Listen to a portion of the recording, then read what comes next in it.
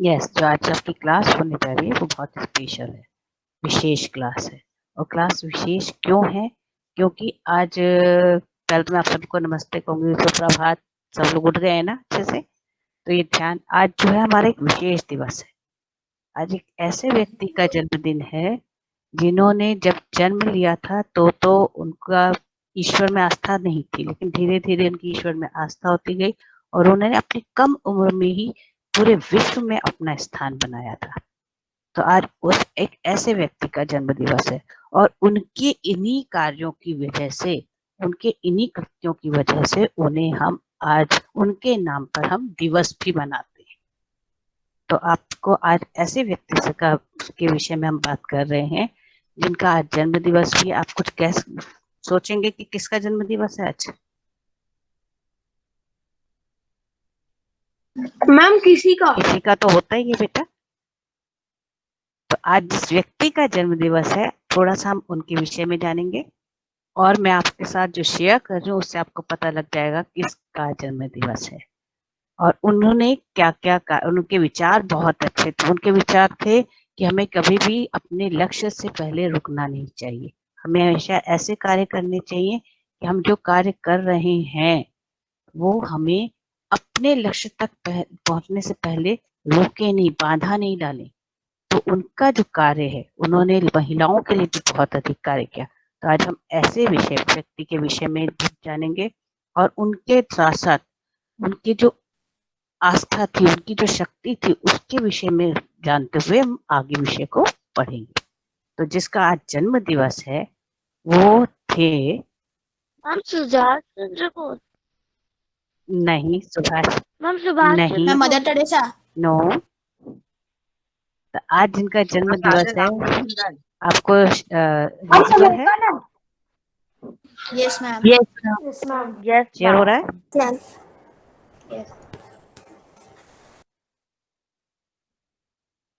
Share हो रहा है? Yes ma'am. Yes ma'am. थोड़ा सा टाइम लगेगा, सबको नहीं हो रहा होगा। मैम सबको शेयर हो रहा है। बोल।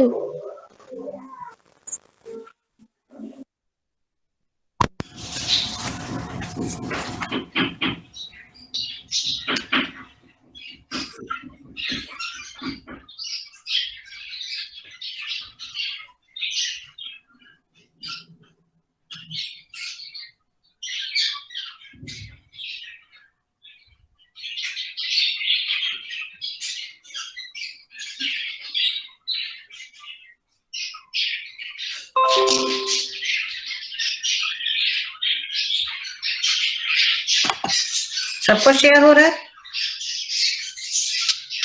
Yes ma'am. Yes ma'am. Yes ma'am.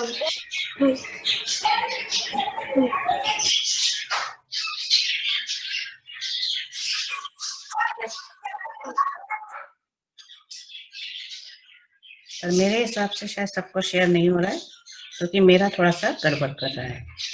तो मैं दोबारा से ज्वाइन कर रही हूँ, ठीक है?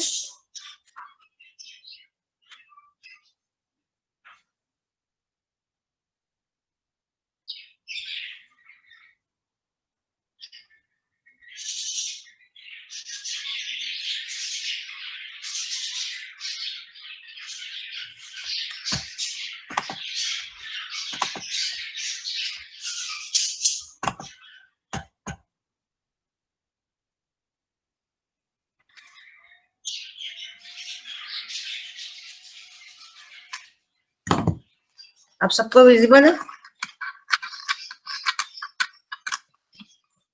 Yes ma'am. ओके।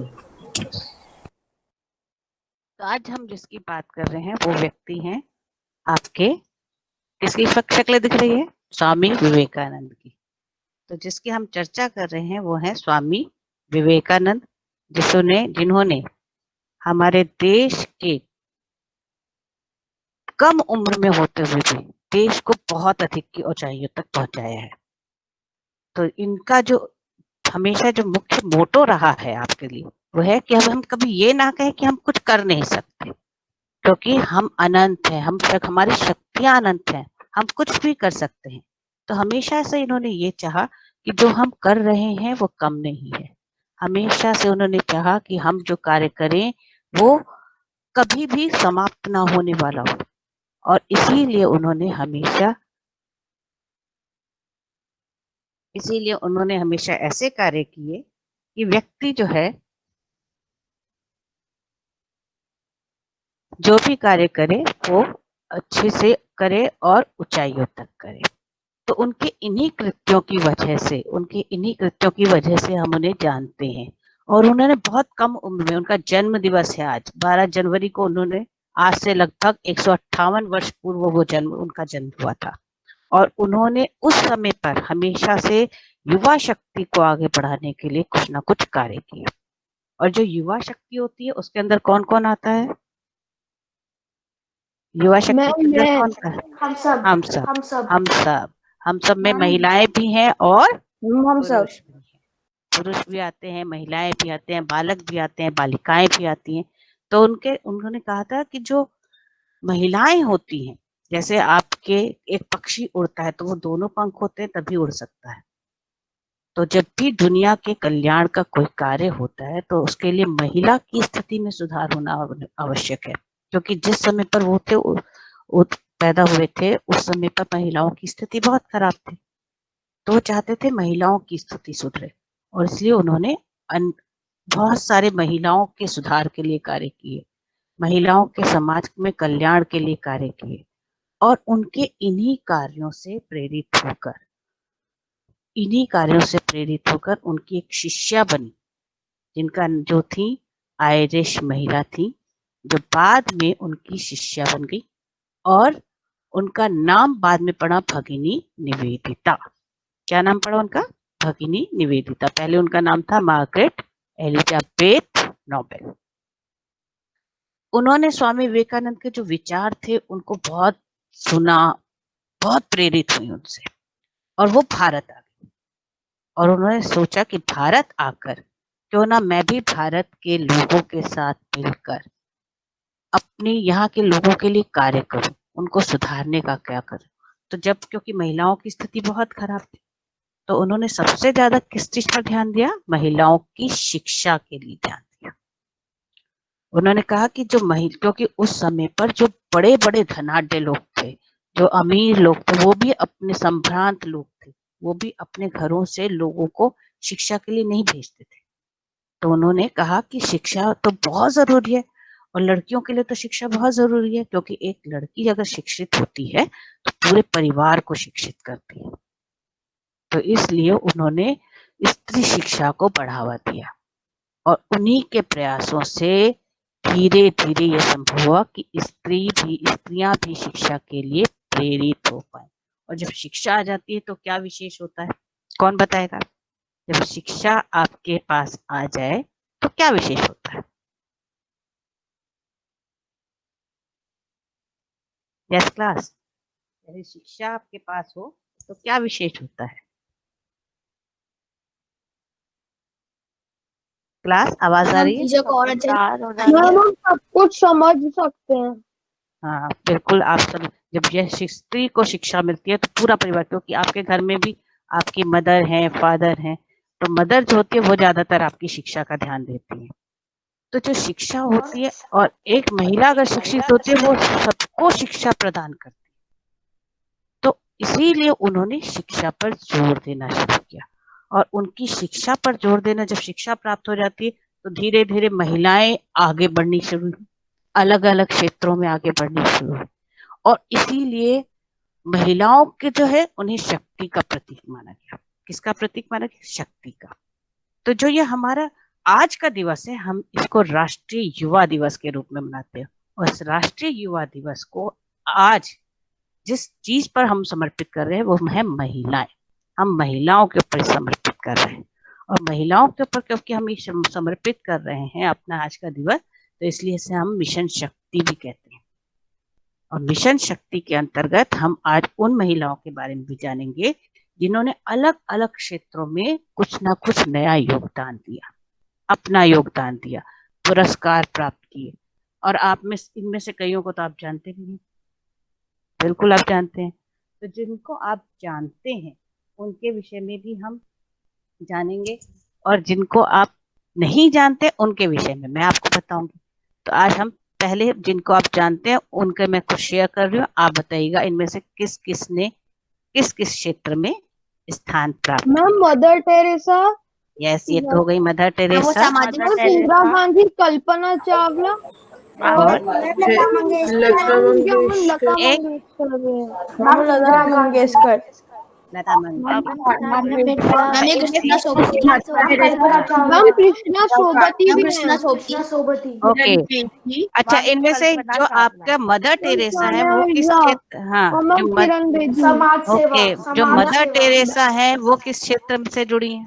समाज सेवा से। और इन्होंने, हाँ, उन्होंने ये भी, जैसे अभी आपको मैंने बताया था भगिनी निवेदिता जो विदेश से आई थी और उन्होंने यहाँ पर रहकर भारत की स्त्रियों की शिक्षा के लिए कार्य किया था, ऐसे ये भी विदेश से आई थी और इन्होंने भी भारत को ही अपना स्थान बना लिया, भारत को ही अपनी कर्म भूमि बनाया। मैम तो फिर तो इन्होंने ये अंग्रेज हो गई।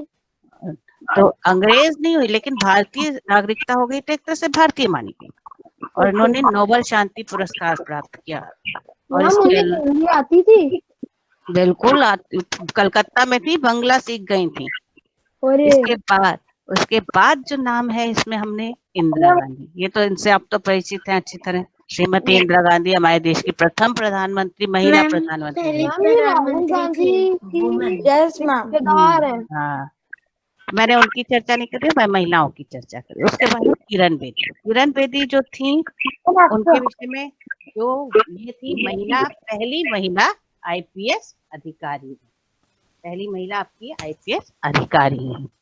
इसके बाद किसकी चर्चा हुई है? यहाँ पे है सानिया मिर्जा। खेलों के विषय में तो आप बहुत अच्छे से जानते हैं, बहुत सारी महिलाओं को भी जानते हैं जो खेलों से जुड़ी हुई हैं। तो इनमें सानिया मिर्जा किस खेल से जुड़ी हुई हैं? टेनिस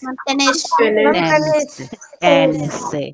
इसके बाद यहाँ पे है हमारी कल्पना चावला, ये किस चीज से जुड़ी हुई हैं? हम विज्ञान अंतरिक्ष में घूमना। मैम कल्पना चावला स्पेस में गई थी, उनके रॉकेट को खराब कर दिया।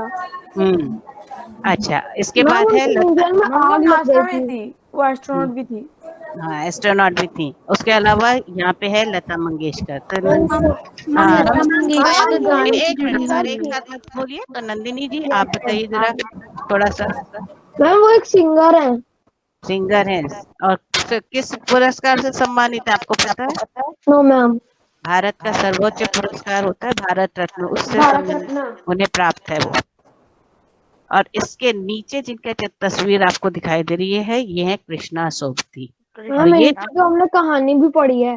बिल्कुल, इसीलिए मैंने आपको इनके चित्र दिखाए। आपने कहानी भी पढ़ी बचपन। तो ये जो थी इन्होंने जब कहानी, और ये अभी तक लास्ट ईयर इनकी 2019 तक के हमारे साथ थी, तो इन्होंने बहुत सारी कहानियां लिखी हैं। तो ये तो वो महिला है जो बहुत फेमस हुई, आप जिनको चर्चा में है। इसके अलावा भी कुछ महिलाएं जिनके विषय में आप जानते हैं, तो जरा आप मुझे बताइए आप किस किस महिला के विषय में जानते हैं? यस, नंदिनी। मैम मैं लता मंगेशकर के बारे में आपको बताना चाहती हूँ। लता मंगेशकर का जन्म 28 सितंबर 1929 में इंदौर में हुआ था। इनकी माता का नाम शेवंती मंगेशकर और इनके दीननाथ मंगेशकर था। इन्हें बहुत सारे अलग नामों से जाना जाता है, जैसे स्वर सामग्री, राष्ट्र की आवाज, भारत कोकिला और बहुत सारे अन्य नाम। इनको अलग अलग पुरस्कार भी मिले हैं, जैसे फिल्म फेयर पुरस्कार, राष्ट्रीय पुरस्कार, महाराष्ट्र सरकार पुरस्कार इत्यादि। Very good. और अब जो है इसके अलावा अब मैं बात करती हूँ सानिया मिर्जा की। कौन बताएगा सानिया मिर्जा के विषय में थोड़ा सा?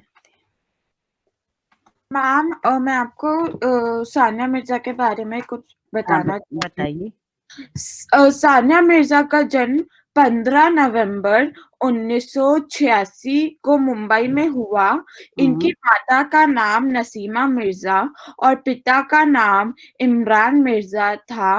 उनकी छोटी बहन अनाम मिर्जा है। सानिया मिर्जा जी के पिता इमरान मिर्जा और माताजी नसीमा मिर्जा उन्हें बहुत प्यार करते थे। सानिया मिर्जा जी के पिताजी एक बिल्डर थे जो बिल्डिंग डेवलपमेंट का कार्य करते थे।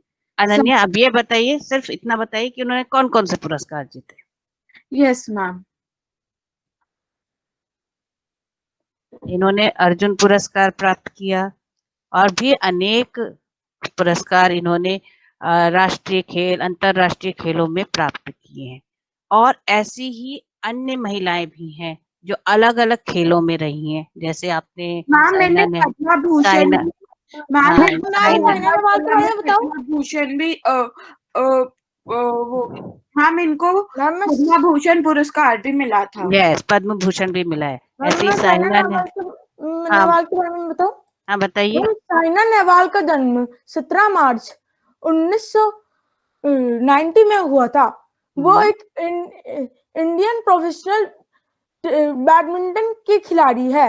उन्होंने 7 सुपर सीरीज लड़ी थी और वो उनमें से एक सुपर सीरीज में सेकंड आई थी, 2009 में आई गई थी। उन्होंने BWF वर्ल्ड जूनियर चैंपियनशिप भी लड़ी थी।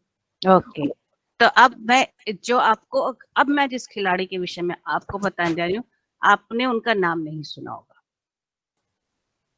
ये क्योंकि आपको जो फेमस हो जाते हैं ज्यादातर उनके बारे में पता, लेकिन जिस खेल की वो खिलाड़ी हैं वो खेल आप घरों में खेलते हैं और उस खेल से वो जुड़ी होते हैं। और इस समय जो सिचुएशन है, जो स्थिति है इस समय पर, तो सबसे ज्यादा वो खेल खेला जा सकता है मैम इंडोर गेम्स।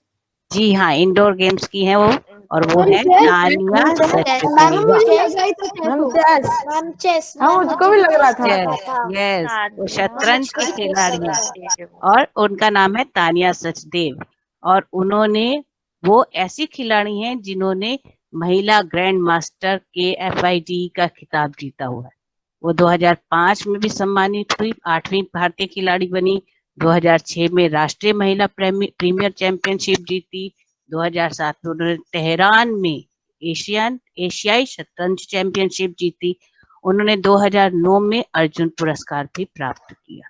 तो ये ऐसी महिला है तानिया सचदेव जो शतरंज की खिलाड़ी। और शतरंज आप लोग घरों में तो खेलते हैं और आपको पता है कि कितना दिमाग का खेल होता है, आप सभी को पता है इस विषय पर। मैम मैं आज तक बस 2 बार जीता हूँ। यदि आप इस खेल में मैं तो हर बार जीतता हूँ। हाँ, वेरी गुड। तो ये खेल एक ऐसा खेल है जो दिमाग के साथ साथ दिमाग को भी तेज करता है और आप इससे आपको पता लगता है कि आप कितना ज्यादा जानकारी रख सकते हैं। और ये तो घर में भी खेलने वाला खेल है। मैम ये IQ का टेस्ट लेता है गेम। यस, तो आपको एक नई खिलाड़ी का पता लगा। तो ये तो हो गए खेलों से जुड़ी हुई महिलाएं। इसके अलावा जो है अलग अलग, जैसे आपने भी कहा समाज सेवा से जुड़ी हुई, कौन सी थी? Mother Teresa. तो ऐसी समाज सेवा से जुड़ी हुई भी और भी महिलाएं जो सिर्फ समाज सेवा से जुड़ी नहीं है, साथ साथ वो और कार्य भी करती है, जैसे है सुश्री बानो हरलू। ये जो महिला है ये नागालैंड से जुड़ी हुई है। अभी आपने पीछे नागालैंड का कार्य भी किया था, सॉरी आपने मेघालय और अरुणाचल प्रदेश के कुछ कार्य भी किए थे। तो ये वही पूर्वोत्तर राज्य कहलाते हैं। और पूर्वोत्तर राज्य के में ये टेलीविजन में पत्रकार हैं, टेलीविजन पुरस्कार विजेता टेलीविजन पत्रकार है, मीडिया से जुड़ी हुई है। साथ ही साथ इन्होंने 2 दशक मतलब पिछली 20 सालों में इन्होंने नागालैंड में ही जो वहाँ का वन्य जीवन है, वहाँ की जो जियोलॉजिकल नॉलेज है, उसको संरक्षण करने का, जो लोग वहाँ पे रहते हैं, जो जीवों से की सुरक्षा से संबंधित उन्होंने ट्रस्ट बनाया है और वहाँ के लोगों के सहायता के लिए कार्य किया है। और इनको नारी शक्ति पुरस्कार से भी सम्मानित किया गया है 2016 में। तो इन्होंने वन्य जीवन, जो क्योंकि हम वन्य जीवन को भूल जाते हैं, हम क्या करते हैं कि हम सोचते हैं कि वन्य जो हमारी संख्या बढ़ रही है, जनसंख्या बढ़ रही है, तो हमें स्थान चाहिए, तो हम पेड़ काटते चले जाते हैं। तो सोचते हैं कि नहीं, कि पेड़ों नहीं रहेंगे तो क्या होगा, हमारा क्या होगा। और साथ ही साथ जो पेड़ों के कारण जंगलों में जो पशु पक्षी रहते हैं उनका क्या होगा। तो ये उनके संरक्षण के विषय में ध्यान देते हैं। तो ये समाज सेवा के साथ साथ पशु पक्षियों की सेवा पे भी पर्यावरणविद भी हैं, एक तरह से पर्यावरण सुरक्षा का भी ध्यान रखती हैं। तो एक नई महिला के विषय में हमने जाना, वो है सुश्री बानो हरलू। तो हमने दो मैम ये अभी भी जिंदा है? बिल्कुल बिल्कुल, यस ये मैम। वो हैं जो अभी हैं हमारे मध्य में, जो हमारे साथ हैं। जैसे लता मंगेशकर अभी भी हैं हमारे साथ, यस मैम। है ना। किरण बेदी हैं हमारे साथ। कितनी है? इनकी एज ये अभी यंग है, 40-45 के आसपास की होंगी। मैम लता मंगेशकर की एज? लता मंगेशकर करीब मैम 80-85 के आसपास की होंगी, 90 क्रॉस। मैम लता युवा पीछे मैम नहीं। 90 क्रॉस। 91 ईयर्स की है। हाँ मैम 91। हाँ, तो मैम मैं 90 एक क्रॉस हो महिला गया के उनका। बारे में बताऊं? हाँ जी बताइए, आप किस महिला के बारे में बताना चाहते हैं, बताइए जल्दी। मैम मैं डॉक्टर कादम्बिनी गांगुली के बारे में बताऊंगी। बिल्कुल बिल्कुल बताइए। डॉक्टर कादम्बिनी गांगुली भारत की पहली स्नातक और पहली महिला डॉक्टर थी। Very good. हाँ, उनका जन्म 1861 में हुआ था। कोलकाता मेडिकल कॉलेज से चिकित्सा शास्त्र की डिग्री प्राप्त करने के बाद वह विदेश चली गई और वहां पे यूरोपियन मेडिसिन की उच्च डिग्री प्राप्त की। Very good. उन्होंने कोयला खदानों में काम करने वाली महिलाओं के ऊपर भी अधिक कार्य किए थे। तो ये देखिए, इन्होंने भी एक नई जानकारी दी, आप में से बहुतों को नहीं पता होगा कि महिला डॉक्टर आज से कितने वर्ष पूर्व 19वीं शताब्दी की उस समय पे भी हुआ करती थी। तो जो मतलब इससे ये पता लगता है कि शिक्षा से कितना बदलाव आ सकता है, शिक्षा प्राप्त होती तो कितने बदलाव आते हैं। और इसके अलावा ये तो अभी मैंने आपको जो बताया, ये तो हुई वन्य जीवन की, खेल की। और अभी हमने चर्चा की थी किरण बेदी की। किरण बेदी किस खेल से किस क्षेत्र से जुड़ी हुई है? पुलिस। सुरक्षा से। शतरंज। पुलिस। किरण बेदी पुलिस से, शतरंज, सुरक्षा से जुड़ी हुई है। तो किरण बेदी के समान ही एक और महिला है जो सीमा सुरक्षा अर्धसैनिक बल से जुड़ी हुई है। इनका नाम है अर्चना रामासुंदरम। ये भारत देश की जैसे पहली आईपीएस अधिकारी किरण बेदी थी, वैसे ये भी अर्धसैनिक बल की पहली सीपीआरएफ की पहली महिला प्रमुख थी। सन 1980 में इन्होंने 16वीं रैंक हासिल करके आईपीएस ऑफिसर बनी। उसके बाद इन्होंने निर्देशिकी संभाली, अलग अलग पदों पर रहकर देश की सुरक्षा का कार्यभार संभाला, देश की सुरक्षा का जिम्मा संभाला। और आज भी ये अपना कार्य कर रही हैं, देश की सुरक्षा की, सीमा सुरक्षा के लिए अपनी जिम्मेदारी संभाल रही। इन्होंने उन लोगों के, क्योंकि हम सब मानते हैं कि जो सुरक्षा का क्षेत्र है, पुलिस का क्षेत्र है, ये ऐसे क्षेत्रों में, सीमा सुरक्षा के क्षेत्रों में ज्यादातर महिलाएं नहीं हो सकती। तो इन्होंने उन सभी लोगों के मुंह बंद कर दिए कि नहीं, ऐसा नहीं है। सुरक्षा के क्षेत्र में हमारी महिलाएं जो है अग्रणी हैं, बहुत कार्य कर सकती हैं। और इनके साथ साथ इन्होंने अनेक कार्य, हमारे देश में जो अर्धसैनिक बल होता है वो देश के अंदर की भी सुरक्षा को देखता है, बाहर की भी थोड़ा सा सीमा सुरक्षा का भी देखता है।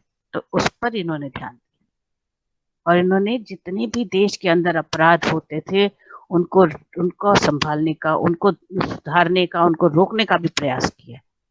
तो ये अलग अलग पदों में रहकर उन्होंने देश की सेवा का कार्य किया। तो एक सीमा सुरक्षा बल के क्षेत्र में भी, सुरक्षा के क्षेत्र में भी महिलाओं की कितनी जरूरत है, महिलाएं कितना कार्यभार संभाल रही हैं, कितना कार्य कर रही हैं, इसके विषय में हमने आज जाना। इसके अलावा आपको एक महिला से और परिचित कराते हैं, लेकिन उससे पहले आप मुझे बताएंगे कि क्योंकि जैसे सुरक्षा का क्षेत्र हो गया और हमारे समाज सेवा का क्षेत्र हो गया, ऐसे ही हमारे देश में महिलाएं क्योंकि ताकतवर बहुत शक्तिशाली मानी जाती हैं, बहुत ज्यादा इनमें हिम्मत होती है, दृढ़ निश्चय होती है। तो आप ऐसी महिला पर्वतारोही का नाम बताइए जिन्होंने प्रदेश माउंट एवरेस्ट पर विजय प्राप्त की। बचेंद्री पाल। Very good, Bachendri Pal. बचेंद्री पाल कौन थी? वो पहली, हमारे देश की पहली पहली महिला महिला जिन्होंने माउंट एवरेस्ट माउंट पर एवरेस्ट चढ़ा। हाँ और मैम सबसे पहली महिला जो माउंट एवरेस्ट चढ़ी थी वो थी जिनको तबेई। हाँ, वो कहाँ की थी? मैम वो नेपाल। जापान की। जापान। मैम वो Nepal Japan. Okay, ma'am Japan. हाँ तो अब जिनके बारे में हम बात कर रहे हैं वो बिछेंद्री पाल नहीं है। हम अब बिछेंद्री पाल की बात नहीं कर रहे हैं, हम जिनकी बात कर रहे हैं वो महिला है अरुणिमा सिन्हा। Yes ma'am. उनकी विशेषता पता है क्या है? मैम उनका एक पैर में प्रॉब्लम था। यस उन्होंने वो वॉलीबॉल प्लेयर थी, नेशनल प्लेयर थी वॉलीबॉल, राष्ट्रीय वॉलीबॉल पुरस्कार उन्हें प्राप्त थे, खिलाड़ी नहीं थी। परंतु एक बार जब वो ट्रेन से जा रही थी तो कुछ गुंडे बदमाशी कर रहे थे, तो उनको रोकने के उन्हें रोका तो मैम उन्होंने उनको धक्का दे दिया मैम, वो नीचे गिरी, उनकी टांग में चोट चलती ट्रेन से गिरी, उनकी टांगे यस मैम। बेकार होंगी, लेकिन फिर भी उन्होंने हिम्मत नहीं हारी। इसे कहते हैं हिम्मत, दृढ़ निश्चय। उन्होंने दृढ़ निश्चय बना के रखा कि मुझे कुछ करके दिखाना है, और उन्होंने ऐसी विकलांग होते हुए भी दुनिया की सबसे ऊंची माउंट एवरेस्ट पर 21 मई 2013 को तिरंगा फहराया। ये होता है दृढ़ निश्चय होना। तो महिला होना और दृढ़ निश्चय होना, ये दोनों। हाँ जी, उनके दोनों टांग चल पाई थी, वो दोनों टांगों से नहीं चल पा रही थी जी। तो राष्ट्रीय, उन्होंने सिर्फ इतना ही नहीं कि सिर्फ एक, उन्होंने कहा कि मैं जितने सातों हमारे 7 जितने भी सातों महाद्वीप हैं उन सभी ऊंची चोटियों पर उन्होंने तिरंगा फहराने का निश्चय कर रखा है। आपको पता है इस विषय पर? और अफ्रीका के किलिमंजारो, सबसे बड़ा पर्वत वहीं का है ना, अफ्रीका का, उस पे उन्होंने विजय प्राप्त कर भी रखी है। तो ये ऐसी है ये महिला, और ये वो महिलाएं जो हमारे साथ हैं, जीवित हैं। ऐसी जीवित महिलाएं हमारे साथ हैं। और इसके साथ साथ एक महिला का विषय में तो आप थोड़ा बहुत जानते भी होंगे, और उन्हें हम कारगिल गर्ल के नाम से भी जानते हैं। गुंजन सक्सेना। यस, गुंजन सक्सेना, क्योंकि आपने इनके विषय में फिल्म भी देख रखी है। यस मैम, फिल्म देखी है। यस, तो जो गुंजन सक्सेना थी वो वास्तव में जो उनकी तस्वीर है वो तो आपके समक्ष है।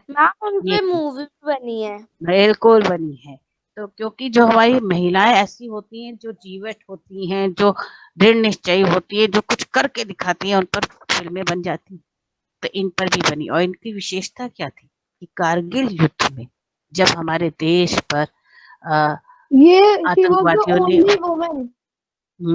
उन्होंने उस समय पर, क्योंकि महिलाओं को युद्ध क्षेत्र में जाने की अनुमति नहीं थी, बेस में कार्य करती थी, महिलाएं कार्य करती थी, वो महिला पायलट बनी पहली, और उन्होंने उस क्षेत्र में भी गई जहाँ पे युद्ध चल रहा था, रेस्क्यू ऑपरेशन किए, उन्होंने बचाव कार्य किया। जो वहाँ पे हमारे रुके रही भी थी। और वहाँ पे जो उन्होंने थल सेना, क्योंकि 3 प्रकार की सेना होती है, थल सेना, वायु सेना, जल सेना, इन 3 प्रकार की सेना के साथ रहकर उन्होंने उनकी सहायता, थल सेना के लोगों की सहायता की, उनको मदद पहुंचाई। मैम युद्ध किन दोनों के बीच में हो रहा था? 1999 में जो युद्ध हुआ था, ये कारगिल युद्ध इसलिए फेमस है क्योंकि पाकिस्तान से आतंकवादी के रूप में कुछ लोग भारत में प्रवेश कर रहे थे, और उन्हें पाकिस्तान का सपोर्ट था, इसलिए वो प्रवेश कर रहे थे। तो उनको रोकने के लिए युद्ध किया गया था। और उस समय स्थिति इतनी खराब, उस समय कारगिल क्षेत्र ऐसा था, जो दुश्मन था वो पहाड़ियों पे ऊपर की तरफ था और हम लोग नीचे थे। तो ऐसे में युद्ध करना सरल नहीं होता। तो वहां पे एयरफोर्स की बहुत आवश्यकता थी, बहुत जरूरत थी कि वो हमारे सामान को, हमारे सैनिकों को सही समय पर सही स्थान पर पहुंचा सके। हाँ, हमारे सैनिक भी बहुत मारे हम्म। गए थे इस युद्ध में। तो उन्होंने उस समय पे सहायता की, तो इसलिए हम इनको जानते हैं। और ये हमारे कारगिल गर्ल के नाम से भारत की पहली महिला पायलट होने का इन्हें गौरव प्राप्त है, और इन्होंने अनेक कीर्तिमान स्थापित किए। तो इस प्रकार से हमने आज कई महिलाओं के विषय में जाना, और अब आप मुझे कुछ बताएंगे। अब आप इस कविता को मैं थोड़ा सा पढ़ती हूँ, उसके बाद आप मुझे बताएंगे कि किस किस महिलाओं के विषय में आप जानते हैं, जिसको आपने जिनके बारे में पढ़ा है, या आप बताएंगे कि जिनके विषय में आप जानते हैं। तो ये कविता जो है, क्योंकि हम आधुनिक नारी हैं, उसके विषय में। और कविता है, मैं अबला नादान नहीं हूँ, मैं अबला नादान नहीं हूँ, दबी हुई पहचान नहीं हूँ, मैं स्वाभिमान से जीती हूँ, रखती अंदर खुददारी हूँ, मैं आधुनिक नारी। पुरुष प्रधान जगत में मैंने अपना लोहा मनवाया, जो काम मर्द करते आए हर काम वो करके दिखलाया। मैं आज स्वर्णिम अतीत सदृश फिर से पुरुषों पर भारी हूँ, मैं आधुनिक नारी। मैं सीमा से हिमालय तक हूँ और खेल मैदानों तक हूँ। अभी हमने पढ़ा ना कि सीमा रक्षा भी कर रही हैं, हिमालय पर भी चढ़ रही हैं, खेलों में भी ध्यान आगे बढ़ रही हैं। तो इसीलिए मैं सीमा से हिमालय तक हूँ और खेल मैदानों तक हूँ। मैं माता, बहन और पुत्री हूँ, मैं लेखक और कवित्री हूँ, अपने भुज बल से जीती हूँ, बिजनेस लेडी व्यापारी हूँ, मैं आधुनिक नारी हूँ। जिस युग में दोनों नर नारी कदम मिला चलते होंगे, मैं उस भविष्य स्वर्णिम युग की एक आशा की चिंगारी हूँ, मैं आधुनिक नारी। तो आज हमने आधुनिक नारी की विषय में अनेक बात जानी, आधुनिक नारी के विषयों में जाना। अब आप मुझे बताइए, हाँ हमारे बीच में एक आप बताएंगे कि आप किस महिला के विषय में जानते हैं? कौन बताना चाहेगा? आप भी बहुत सारी महिलाओं के विषय में जानते होंगे। यस। मैम जो सुना चुके हैं वो भी सुना सकते हैं। जिस मैम जिन्होंने सुना दिया है। हाँ बिल्कुल सुना सकते हैं। मैम हाँ सुषमा स्वराज। खुशी कंसर, यस खुशी कंसर बोलिए। मैम मैं आपको आज मेधा पाटकर के बारे में बताऊंगी। बोलिए, बताइए। उनका जन्म 1 दिसंबर 1954 में हुआ था। उनके पिता का नाम वसंत खानलोकर और उनकी माता का नाम इंदुमती खानलोकर था। वो एक समाज सेविका थी। वो नर्मदा बचाओ आंदोलन उनका ग्रह हाथ है।